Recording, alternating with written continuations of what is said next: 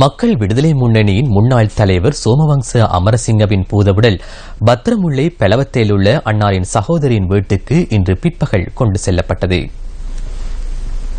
இலக்கம் 35 சிங்கப்பூர பெலவாத்த பத்திரமுல்லை என்ற முகவரியில் அமைந்துள்ள வீட்டில் பூதவுடல் அஞ்சலிக்காக வைக்கப்பட்டுள்ளது. அரசியல்வாதிகள் மற்றும் பெருந்திரளான மக்கள் அன்னாரின் பூதவுடலுக்கு இறுதி அஞ்சலி செலுத்தி வருகின்றனர்.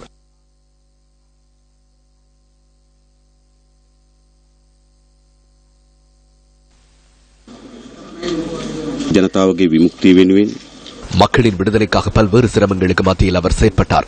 அதேபோன்று கட்சியின் நம்பிக்கையை வென்றார். அவரின் மறைவு எமது கட்சிக்கு பெரும் அதிர்ச்சியையும் கவலையும் ஏற்படுத்தியுள்ளது. நாம் அவருக்கு எமது மரியாதையை செலுத்துகிறோம்.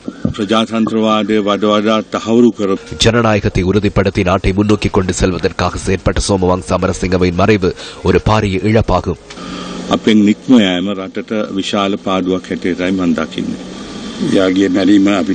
அவரின் மறைவு தொடர்பில் மிகுந்த கவலை அடைகிறோம்.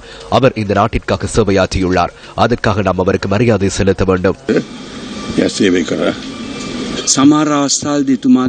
அவருடைய கருத்துக்களுக்கும் நம்முடைய கருத்துக்களுக்கும் இடையே முரண்பாடு இருந்தாலும் அவர் அர்ப்பணிப்புடன் செயற்பட்டார்.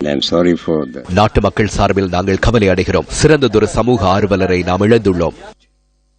காலஞ்சென்ற சோமவங்ச அமரசிங்கவின் இறுதிக்கிரியைகள் எதிர்வரும் சனிக்கிழமை மாலை பொரல்ல மயானத்தில் இடம்பெற உள்ளது.